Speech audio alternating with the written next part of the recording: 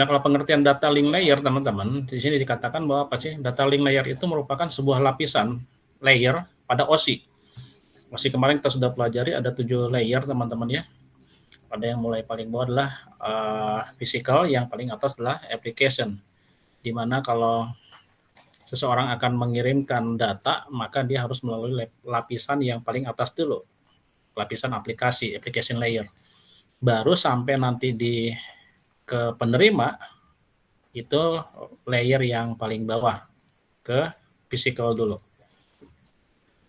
Jadi dengan adanya data link layer, teman-teman, setiap paket data yang akan ditransmisikan ataupun akan diterima oleh user akan diproses dulu, teman-teman ya, sehingga memungkinkan untuk dilanjutkan ke layer berikutnya.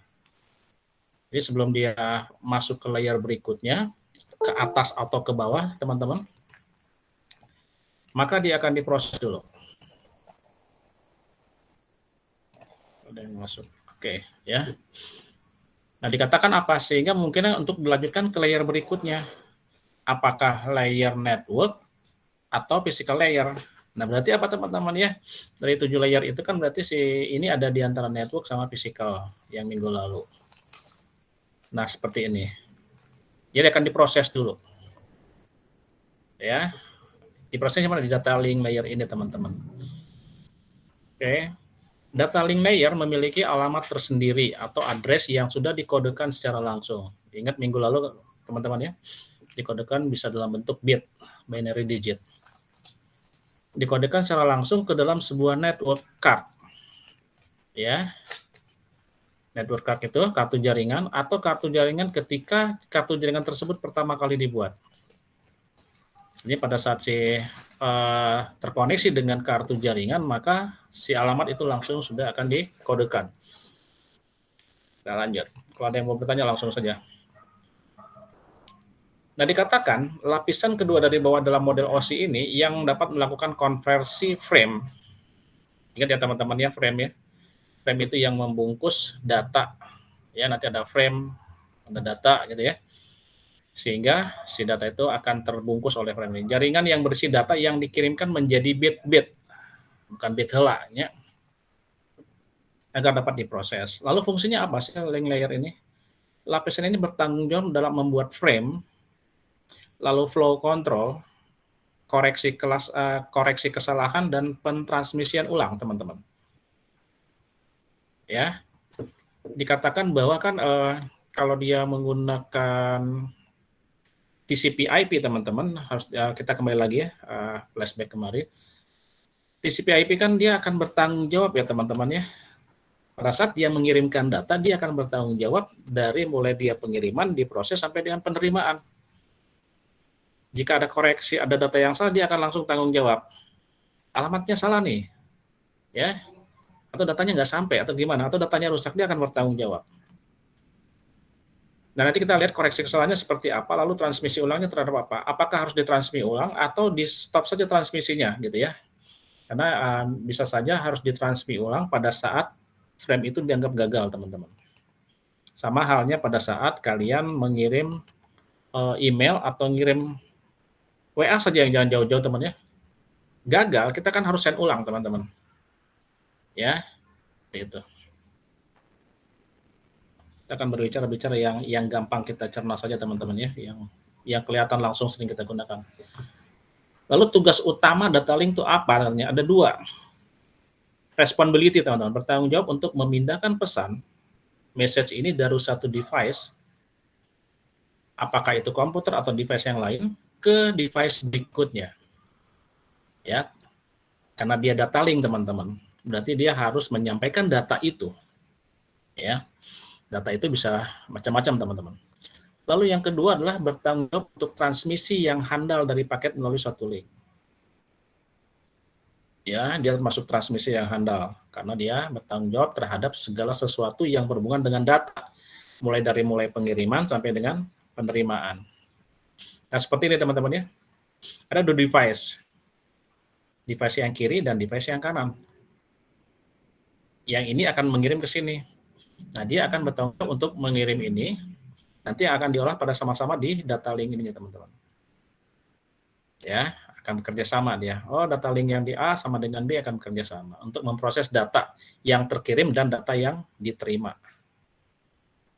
Oke, kita lanjut. Nah, ini teman-teman, ya. DLL accessing the media. Peran layer data link yang menghubungkan lapisan software. Ini kayaknya salah ngopis ya tadi. Saya hapus saja dulu teman-teman. Peran layer data link yang menghubungkan lapisan software dan hardware. Ya, data link ada di mana posisinya? Di sini teman-teman, kalau lihat gambar ya. Ini yang tadi. Ini di sini teman-teman yang terjadi ya. Ini adalah di data link ini sebenarnya prosesnya ini teman terjadi. Nah, ini pada saat orang menggunakan aplikasi, mengirim data ke sini lalu lewat transmisi. Ini terjadinya. Apa yang dimaksud dengan menghubungkan lapisan software dan hardware? Di 7 layer ini, teman-teman, ya, yang 5 lapisan teratas itu kan yang berhubungan dengan aplikasi software, teman-teman ya. Yang disebut dengan application, presentation, session, transport, sama network. Tetapi 2 lapisan yang di bawah, 2 layer yang paling bawah, ini berhubungan dengan hardware. Si data link inilah yang menghubungkan bagaimana si 5 layer teratas ini dengan 2 layer yang terbawah ini. Supaya apa? Ada terjadi sinkronisasi dan ada konektivitas antara yang data link 5 di atas dan data link 2 layer yang di bawah. Yang 5 di atas ini aplikasi teman-teman, yang di bawah ini. Ya. Di mana data link ini juga ada termasuk di sini ada teman-teman. Ini kalau masih ingat ya kartu jaringan NIC ini teman-teman, NIC ini ya. Nah, ini. Di peran layer itu di sini. Di sini dia. Jadi menggabungkan 2 layer yang di bawah dengan 5 layer yang di atas. Kita lihat lagi teman-teman istilah yang terjadi dalam data link layer. Ya. Ini yang sebelah kiri teman-teman, ini adalah layer OSI. Ada 7 physical, data link, network dan seterusnya. Ya. Harus diingat teman-teman ya, pada saat mengirimkan data, maka yang akan ditemui duluan adalah layer yang paling atas aplikasi dulu. Ke bawah sampai dengan physical. Tapi pada saat itu sampai ke penerima, maka yang terjadi adalah prosesnya dari physical dulu, lalu ke atas aplikasi. Yang waktu pertemuan minggu lalu, teman-teman. Nah, istilah dalam data link layer ini adalah ada frame, teman-teman ya. Ini PDU juga sudah kita pelajari kemarin. Ada frame, lalu ada node, ya, node, lalu ada media, lalu yang terakhir adalah networknya itu sendiri, jaringan itu sendiri. Ya, frame ini sama dengan seperti PDU itu teman. PDU the data link layer is the frame. Ya, di PDU sudah kemarin kita. Oke. Lalu yang node ini dikatakan apa? A node is a device on a network. Ya, adalah perangkat di dalam jaringan node ini. Apakah itu berupa komputer? Oke, berupa klien, berupa server, itu adalah node. Lalu medianya yang digunakan apa, teman-teman ya? The media are the physical means used to be carry data signal. Dia yang membawa, ya teman-teman ya, yang membawa sinyal data lewat media ini. Yang terakhir adalah jaringannya itu sendiri. Ya, saya lanjut dulu.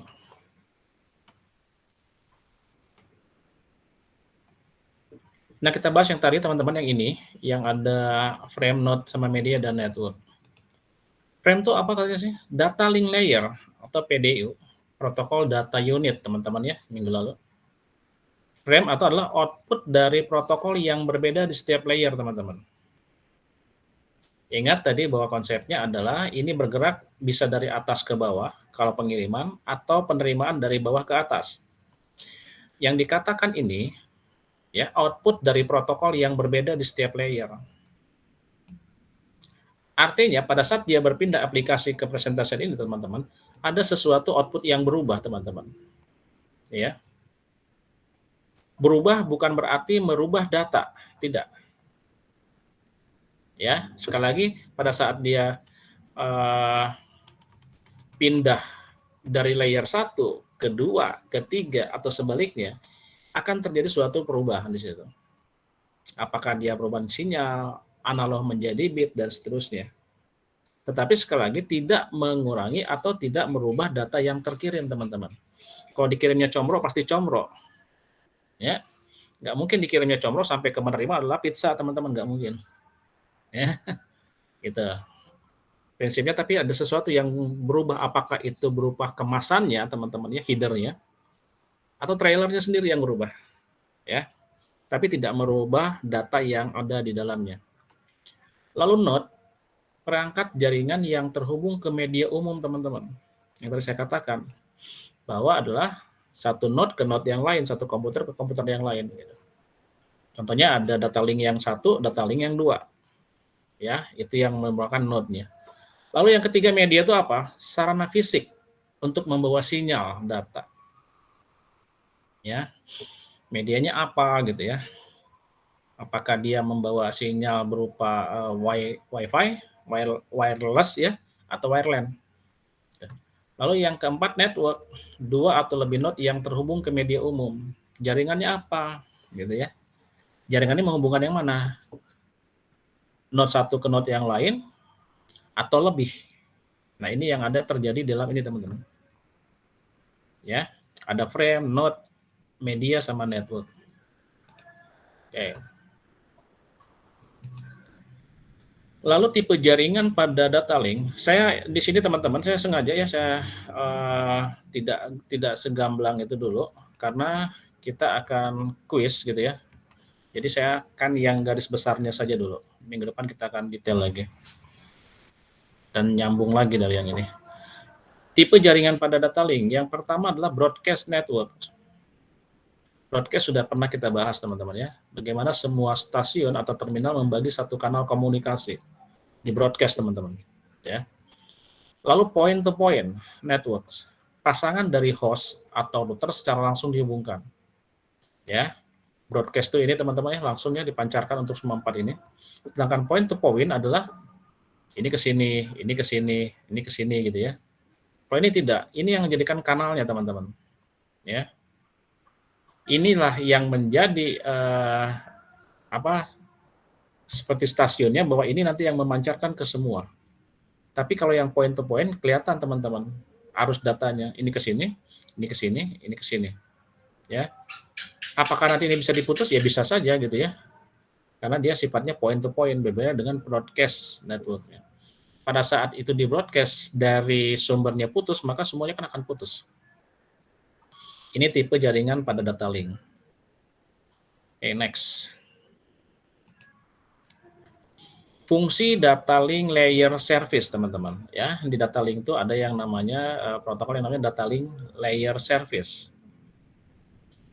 Fungsinya itu apa? Katanya mempersiapkan paket untuk transportasi di seluruh media lokal dengan enkapsulasi. Enkapsulasi ya, teman-teman. Enkapsulasi itu nanti akan lebih jelas ya. Sebenarnya dia pengemasan saja, teman-teman. Kalau kalian lihat definisinya di sini, enkapsulasi itu adalah suatu proses untuk menyembunyikan atau memproteksi suatu proses dari kemungkinan interferensi. Jadi dikatakan bahwa enkapsulasi itu sebenarnya adalah pada saat si data itu dikirim, ya, itu ada yang namanya enkapsulasi. Ya, kalau di keamanan data itu yang namanya kriptografi, teman-teman. Gitu ya, kriptografi. Tapi di dalam transportasi media, maka enkapsulasi adalah gitu. Menyembunyikan atau memproteksi suatu proses dari kemungkinan interferensi atau penyalahgunaan. Ya, dikatakan juga membuat satu jenis paket data jaringan menjadi jenis data lainnya. Jadi seolah-olah saya bawa comro, ya, tapi seolah-olah saya membawa gehu, teman-teman. Dikemas nih supaya tidak tahu isinya apa, gitu ya. Nah, jadi atau kita mengirimkan surat, biasa isi suratnya di dalam amplop. Amplop itulah yang menjadi enkapsulasinya. Itu ilustrasinya. Oke. Ya. Dienkapsulasi dengan header dan trailer, teman-teman. Di minggu lalu sudah saya sampaikan bahwa suatu data ya di TCP/IP itu adalah pada saat si itu adalah menjadi sebuah apa teman-teman? Ada frame-nya kan, ada header-nya gitu. Nah, di sini dikatakan pada saat enkapsulasi berarti ada header dan trailer. Itu yang untuk membuat frame-nya, teman-teman. Frame itu terdiri dari apa? Itu ya. Sekali lagi saya ulang ini. Pada saat paket itu diluncurkan, teman-teman, ya, bahasa sederhananya adalah pada saat paket itu didistribusikan, maka yang terjadi apa? Paket ini akan dikemas, teman-teman. Ya, menjadi sebuah frame. Sebuah frame ini terbentuk dari mana? Dari header dan trailer, teman-teman. Paham ya? Data itu dikirimkan kepada orang lain atau kepada si penerima dalam sebuah frame. Yang membentuk frame itu apa? Header dan trailer. Header itu apa? Yang minggu lalu saya katakan. Kalau kita ngirim surat, ngirim paket, pasti ada kan? Tujuannya kemana, nama penerima siapa, nomor teleponnya berapa gitu ya. Lalu pengirimnya siapa. Nah itu teman-teman, header itu. Trailer apa isinya? Nah, header dan trailer itu yang membuat menjadi sebuah frame. Ya. Nah, di dalam frame itu ada apa, teman-teman? Ya. Nah, di dalam frame itu apa ada? Ada yang namanya terdiri dari data itu sendiri, yang warna merah ini. Ya, paket dari layer 3 nanti kalian lihat di network layer, teman-teman ya.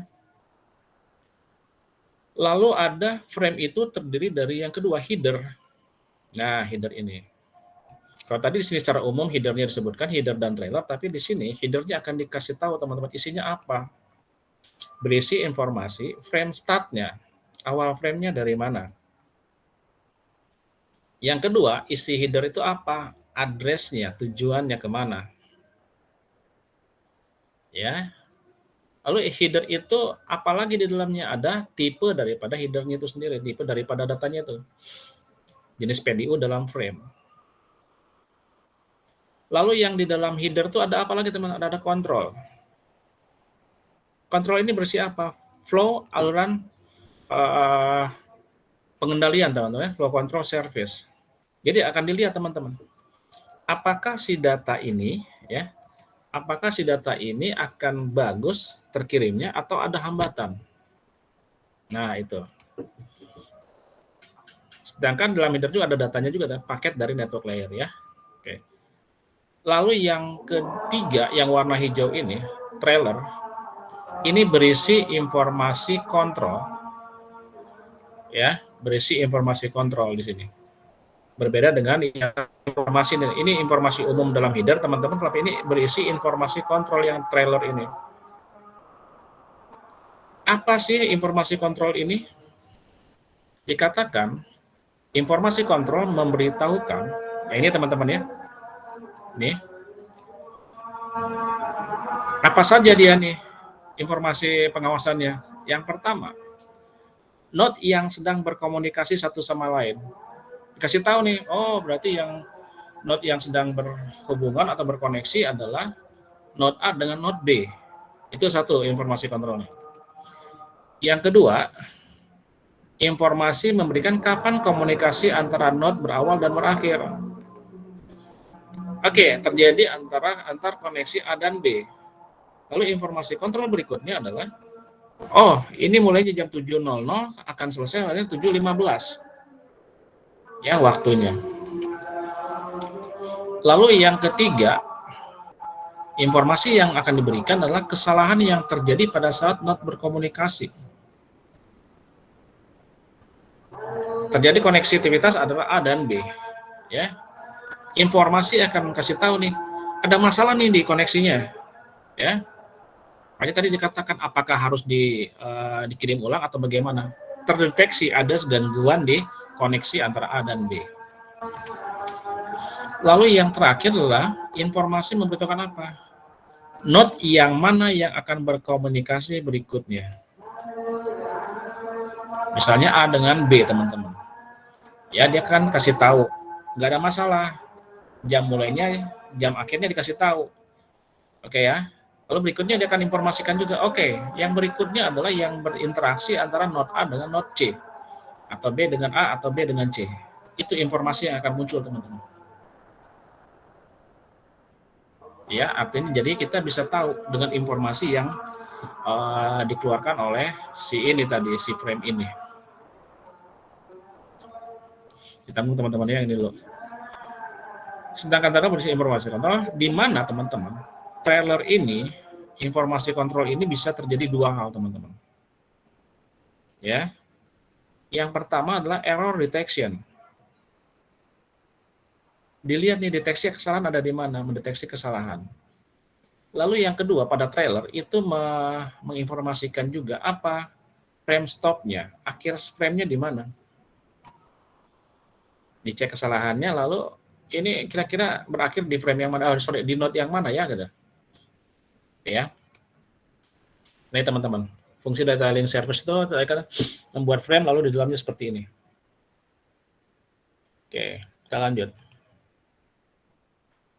Link layer service itu teman-teman ada beberapa mempunyai sifat gini. Yang pertama adalah reliable, teman. Reliable delivery, itu ya.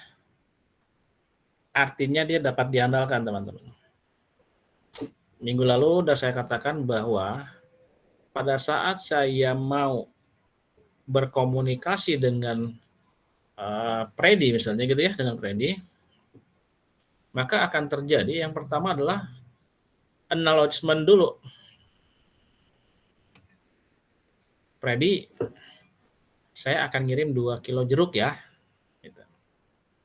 Lalu dari pernyataan saya tadi, acknowledgement-nya, dia akan jawab sama saya, Predi akan jawab. Siapa? Saya akan terima 2 kilo jeruk. Ya, saya harus tahu dulu kesanggupan Predi. Atau saya harus tahu dulu, saya lost koneksi nggak dengan Predi. Kalau Predi menjawab berarti oke, koneksi saya bagus. Oke Pak, saya akan menerima 2 kg jeruk dari Bapak. Nah, setelah saya dapat konfirmasi itu, maka saya langsung mengirim 2 kilo jeruk itu, teman-teman. Ya, jadi bisa diandalkan. Tidak saya tiba-tiba ngirim ke Predi nggak tahu apa-apa. Predi nggak nerima. Saya kirim 2 kilo jeruk, yang nerima dia adalah apa? Salak 2 biji kan gitu ya. Nah, tapi lumayan lah daripada nggak ada ya Fred ya. Salaknya lumayan. Kalau kurang kenyang makannya kulitnya ya Fred ya. Lumayan. Nah gitu ya. Nah, kalau tadi Freddy tidak menjawab, Freddy saya ngirim 2 kilo jeruk ya. Freddy nggak jawab nih teman-teman. Jadi si Freddy disombong-sombong tuh ya, nggak jawab gitu ya. Kalau udah checklist 2 gitu, nggak biru. Saya retransmisi lagi teman-teman, transmisi ulang. Freddy, kamu teh tidur atau lagi baca koran tanpa jawab gitu ya. Saya pastikan, oke Pak, maaf tadi saya lagi di jalan, hanya baca doang, nggak sempat jawab. Oke, ya saya mau kirim 2 kilo jeruk. Oke Pak, saya tunggu. Nah gitu. Jadi kalau tidak terjawab, saya pastikan, saya kirim ulang lagi nih transmisi nih. Ya sampai dia menjawab. Kalau dia nggak ngejawab lagi, saya baledo gitu ya Freddy tanya. Gitu, udah Pika sebelumnya ditanya-tanya nggak ngejawab ya kan? Itu udah sebel. Ya, yang kedua katanya framing, teman-teman. Yang tadi ya, dia membentuk sebuah frame. Ya, ada framing, ada link access. Yang dikatakan tadi teman-teman, mengenkapsulasi, ya, encapsulate datagram ke dalam frame. Tadi sudah dibahas, ya. Lalu menambahkan header dan trailer, tadi juga sudah ada framing itu teman-teman. Menerapkan saluran akses jika bersama media. Lalu alamat fisik yang digunakan dalam header, ya. Lalu frame untuk mengindikasi sumbernya dan tujuan. Jadi di situ dikatakan harus ada address-nya juga ditunjuk. Ini kalau alamat TCP nomor berapa, 192, 168, berapa gitu ya. Jadi harus seperti ini. Sifatnya dia reliable, lalu framing. Nah, tadi ini teman-teman, ada yang dikatakan tadi flow control teman-teman ya di sini ya. Nah, ini ada kontrolnya di sini. Nah, dia merupakan mempunyai flow control yang baik. Kenapa? Dia adalah memastikan atau meyakinkan bahwa suatu stasiun transmisi tidak menumpuk data pada stasiun penerima. Ya. Jadi kiriman, ayo ke Freddy gitu kan. Riwo si Freddy nerimanya gitu. Ya harus diatur. Oke, kira-kira nanti sama saja seperti ini teman-teman ya. Kalau kalian masuk ke lagi pandemi gini, Masuk 5 dulu, nanti keluar 5, masuk lagi 5, gitu kan ya. Bagaimana kalau misalnya lagi pandemi gini, jatah 25%, terusnya didedet dimasuk-masukin gitu, nggak diatur. Kan jadi chaos di dalam ya. Harusnya 25% jadi 100%. Pulang-pulang semua kena semua ya kan. Nah, ini memastikan bahwa tidak menumpuk pada suatu senter menerima. Kedua adalah tanpa flow control, buffer dari receiver akan penuh sementara sedangkan memproses data lama. Karena ketika data diterima, harus dilaksanakan sejumlah proses sebelum buffer dapat dikosongkan setiap menerima. Ya, sama halnya gini teman-teman. Handphone kalian ya, kalau harus sudah penuh, lalu cache memorinya juga terlalu banyak ya teman-teman ya, kan itu kan memperlambat proses. Kadang-kadang nggak bisa proses itu dilakukan, kenapa? Cache memorinya terlalu banyak buffer-buffer yang sebenarnya bisa dihilangkan. Ya sama seperti kalau kalian sebel kan, kalau misalnya tiba-tiba nonton YouTube buffering terus kan, muternya terus, gitu. Akhirnya benci kalian lihat YouTube ya. Oke, lalu bentuk sederhana dari flow control teman-teman, katanya ada tekniknya ini ya, flow control itu bagaimana diatur pergerakan data itu dengan cara ada dua nih teman-teman. Ada pantesan monitor saya gelap ternyata udah habis baterainya. Oke. Ada dua modelnya teman-teman ya flow control ini, yaitu stop and wait flow control, stop dan tunggu, atau yang kedua modelnya adalah sliding window. Nah, dikatakan katanya misalnya gini, dilihat kalau ternyata memang harus ditunda dulu, tunda dulu. Jangan dipaksakan terus. Kenapa? Supaya tidak terjadi penumpukan itu, teman-teman. Ya. Oke, kita lihat satu-satu. Bentuk stop and wait flow control, teman-teman. Nah, ini. Ya. Ke bawah ini waiting time terus, teman-teman ya. Bukan wasting time, teman. Wasting time menghabiskan waktu dengan sia-sia ya. Oke, sekarang kita lihat bentuk stop and wait flow control. Ini sendernya, ini receivernya, teman-teman. Nah, dikatakan gini, pada saat si sender ini akan mengirimkan data, teman-teman, cos ke sini ya.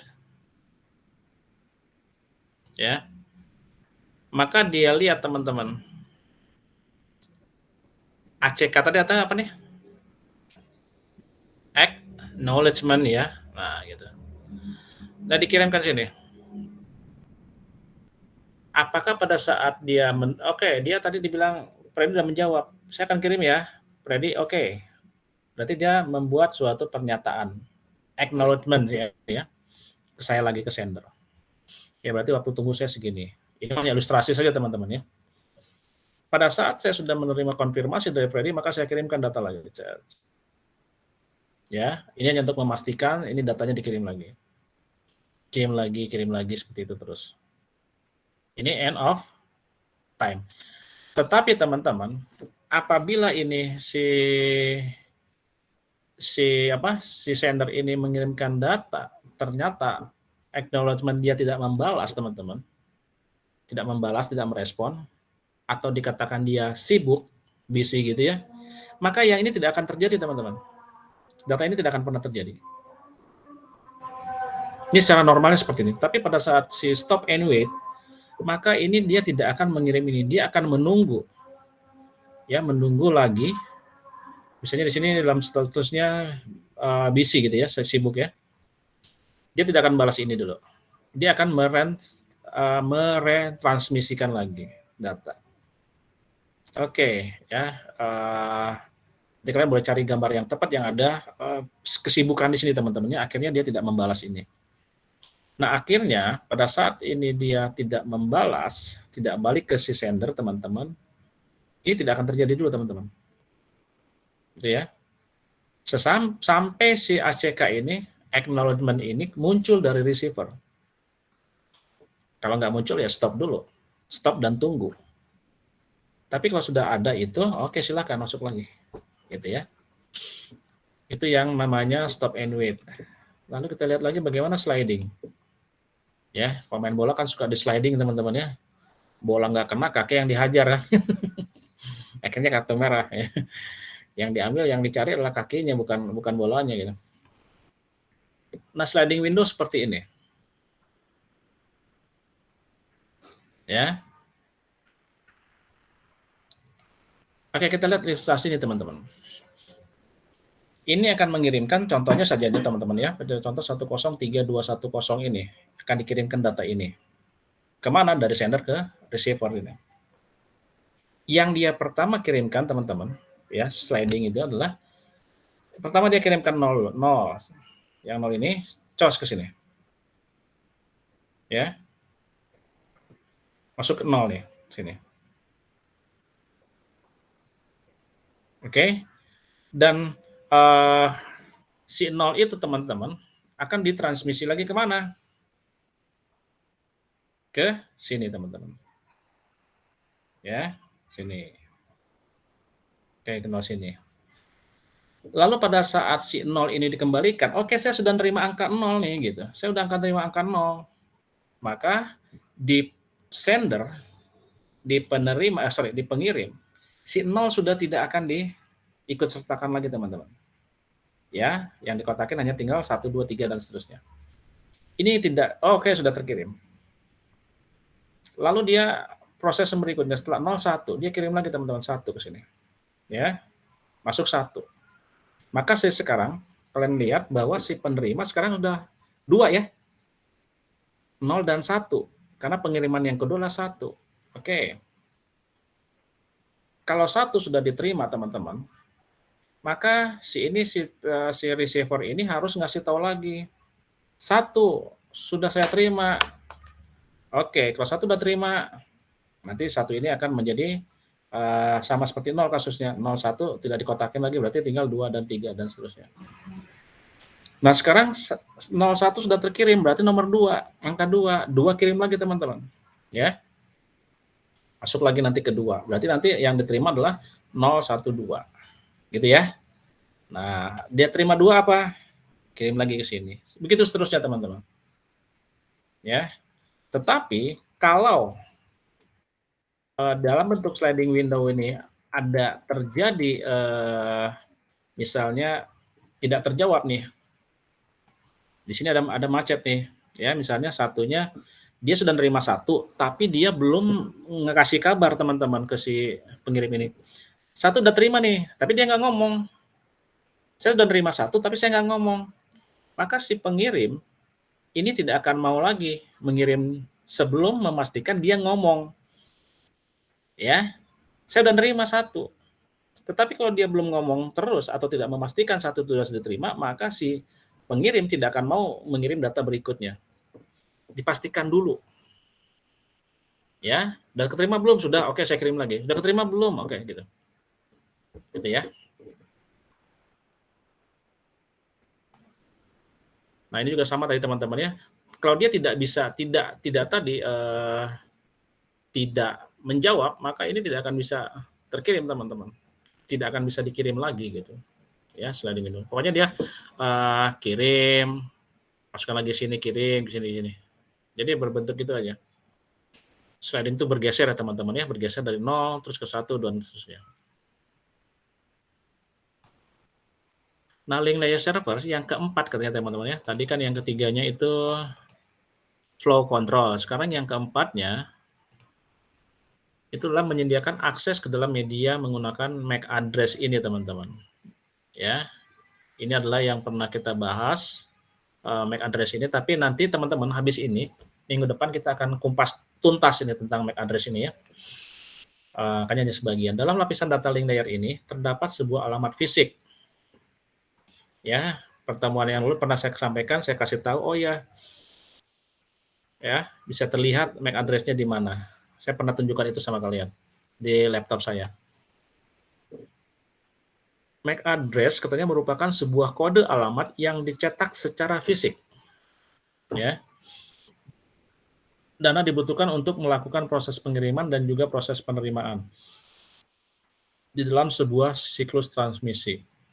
Oke, kita lihat. Kenapa katanya? MAC address ini sudah yang sudah ada di secara fisik teman-teman ya. Setiap laptop ada ya. Gitu. Atau komputer, sorry. Yang kelima, tadi 4 sudah MAC address ini. Nanti kita minggu depan kita akan bahas nih teman-teman MAC address ini. Yang berikutnya adalah yang kelima, error detection. Dan ada error correction. Ini fungsi 5 fungsi. Yang kelima, 6 fungsi. 5 error detection. Di mana? Berfungsi untuk mendeteksi katanya, dan memperbaiki error-error yang terjadi dalam transmisi frame. Ada 2 teman-teman katanya yang deteksi kesalahan itu. Frame-nya hilang, ya, atau frame-nya rusak. Saya kirim 2 kilo teman-teman. Ya, 2 kilo jeruk sama Preri tadi. Ternyata yang sampai Preri cuma 1 kilo. 1 kilo dimakan kurir gitu kan. Ya, korap ya. Nah, satu lagi kalau frame-nya rusak. Frame-nya rusak jadi tidak terkirim. Oh, deteksi frame-nya rusak nih, balikin dulu sebelum dikirim. Gitu ya.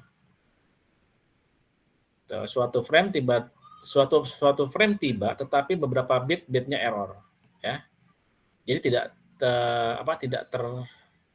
terterima dengan sempurna, teman-teman. Yang keenam, error correction, ya, mengkoreksi kesalahan. Yang tadi kan mendeteksi, ya. Yang keenam ini mengoreksi kesalahan. Penerima dikatakan mengidentifikasi dan memperbaiki kesalahan bit tanpa menggunakan transmisi. Jadi si penerima akan identifikasi kenapa bisa rusak ya, gitu. Tapi dia juga termasuk sekaligus memperbaiki kesalahan bit itu, teman-teman, tanpa harus mengirim ulang. Predi tidak harus mengirim ulang ke saya, dia betulkan sendiri datanya itu, ya. Bisa saja terjadi seperti itu. Oke, lanjut lagi. Perangkat yang bekerja pada link layer, teman-teman. Ini tidak usah saya panjang lebar, bridge dan switch, teman-teman ya. Nah, ini katanya merupakan perangkat keras jaringan komputer, ini sudah di awal kita bicara, yang bekerja secara fisik. Bridge ini bisa kita pegang, switch ini bisa kita pegang, teman-teman ya. Ada secara fisik bisa terlihat. Dan memiliki kaitan yang erat dengan data link layer. Kenapa? Karena sesuai fungsi bridge dan switch itu ini, dia memecah-mecah jaringan yang terdiri dari satu server ke dalam beberapa user, teman-teman. Transmisinya ke banyak user. Lalu setelah dipecah lagi, terus digabungkan kembali, teman-teman.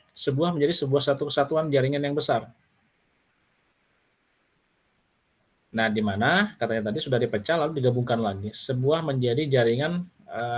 jaringan menjadi satu kesatuan jaringan yang besar. Gitu ya. Ini tentang perangkat yang bekerja, bridge dan switch. Oke.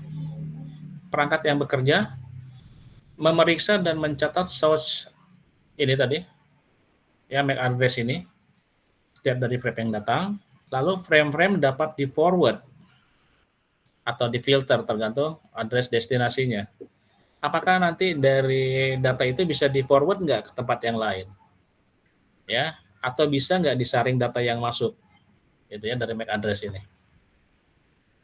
Lalu fungsinya lagi perangkatnya, teman-teman, menghilangkan loops. Loop itu singkatan atau diperpendek dari kata looping, teman-teman. Ada looping kanan, ada looping kiri ya. Ya kan? Ya. Looping tahu ya loopingnya? Pengulangan, Pak. Looping pengulangan ya? Pak. Fitur looping ya, ngulang ya. Bukan ini ya, bukan ini. Oke, looping. Menghilangkan looping yang disebabkan adanya koneksi redundansi. Redundansi ini apa? Apa redundansi data itu? Redundan itu. Lain padudan ya, redundan. Apa redundan? Redundan itu redundansi. Redundansi itu terjadi duplikasi data, teman-teman. Ya. Nah, ini menghilangkan loops yang disebabkan adanya rekoneksi redundansi dengan menggunakan spanning tree protocol, STP ini, teman-teman. Nah, untuk apa katanya STP ini? Spanning ini adalah untuk disingkat protokol yang berfungsi untuk mencegah terjadinya looping pada proses pengiriman data. Ya, kalau kalian juga salah teman-teman buat program coding nggak ditutup dengan end loop misalnya gitu ya, tidak tutup nih dengan blok penutupan looping, program kalian nggak akan pernah berhenti teman-teman. Satu-satunya berhenti apa? Dimatikan komputernya kan, betul ya? Kalau nggak di control C, di control break, ya. Hayo ya dia terus. Kenapa? Looping terus. Kalian lupa tutup end loopnya di bawah gitu. Ya, end loopingnya lupa. Loopingnya pakai apa ya terserah kalian. Tapi pada saat looping itu terjadi, maka dia tidak bisa berhenti. Nah, digunakan ini teman. Dia untuk mencegah terjadinya looping pada proses pengiriman data. Ya, nah ini. Oke, berikutnya dulu. Layanan data, layanan dari data link. Tadi yang dikatakan tadi teman ada 3. Lihat teman-temannya, ini kira-kira hampir sama tapi berbeda bacanya. Di sini layanan un dulu di depannya, unacknowledged gitu ya, connectionless. Yang di sini nggak ada un-nya teman-teman nih ya. Katanya kok sama ya? Padahal tidak. Yang sini acknowledged connectionless, yang ini ada un-nya gitu. Ya. Dikatakan apa? Mesin sumber mengirimkan sejumlah frame ke mesin yang dituju dengan tidak memberikan acknowledgement. Acknowledgement tuh harus dipahami bahwa konfirmasi ya teman-teman ya. Robi, saya akan ngirim 2 kilo paku. Ya, sama. Nah, acknowledgement-nya apa? Robi konfirmasi ke saya lagi. Siapa? Saya akan terima. Itu acknowledgement-nya teman ya. Respon balik. Nah, gitu. Dengan tidak, nah ini, mesin sumber mengirimkan sejumlah frame ke mesin yang dituju dengan tidak memberikan ini teman-teman. Notifikasi lah istilahnya ya. Bagi yang diterimanya frame-frame tersebut. Artinya seperti tadi, oke saya sudah nerima 0, saya sudah nerima 1, tapi itu nggak ada teman-teman di sini. Ya. Lalu yang kedua, layanan acknowledge-nya sama-sama dia tanpa koneksi teman-teman. Connectionless semua. Tapi dia ada acknowledge-nya. Layanan ini pun tidak menggunakan koneksi, akan tetapi setiap frame dikirimkan secara independen dan secara acknowledgement. Dalam hal ini dikatakan si pengirim akan mengetahui apakah frame yang dikirimkan ke mesin tujuan telah diterima atau dengan baik. Gitu ya. Tadi kan 0 keterima nih, oke dia kirim knowledge-nya. 0, oke sudah diterima. Kirim lagi 1. Oke dia bilang knowledge-nya lagi, oke 1 sudah diterima. Begitu seterusnya. Ya. Jadi ada memastikan bahwa frame itu diterima atau tidak. Yang ini lagi nih, ya sama-sama ya, knowledge gini ya. Layanan yang ketiga adalah ini slide yang terakhir teman-teman. Layanan ini adalah connection orientasi. Dengan layanan ini, mesin sumber dan tujuan membuat koneksi sebelum memindahkan datanya. Sekali lagi, mesin sumber dan tujuan membuat koneksi dulu. Ya, karena koneksi orientasi teman-teman. Setiap frame yang dikirim tentu saja diterima. Ya. Selain itu, layanan ini menjamin bahwa setiap frame yang diterima benar-benar hanya sekali dan semua dalam urutan yang benar. Oke. Jadi sama dengan acknowledgement, tapi dia berorientasi kepada yang dikatakan tadi teman-teman. Ya. Yang diterima benar-benar hanya sekali dalam semua frame yang diterima dalam urutan yang benar. Nah ini. Kalau tadi yang di sini teman-teman, nah ini ya. Ini kan urutannya benar teman-teman ya. 0, terus 1, nanti 2, 3. Ini benar teman-teman. Tapi kalau yang tidak tadi yang dikatakan tidak berorientasi pada urutannya, maka bisa aja ngacak 0 dulu, terus 3 dulu, gitu 2 dulu dan seterusnya. Gitu ya. Oke teman-teman, ini slide terakhir. Jika ada yang mau tanyakan, tanyakan dulu. Kalau tidak ada, kita akan kuis teman-teman.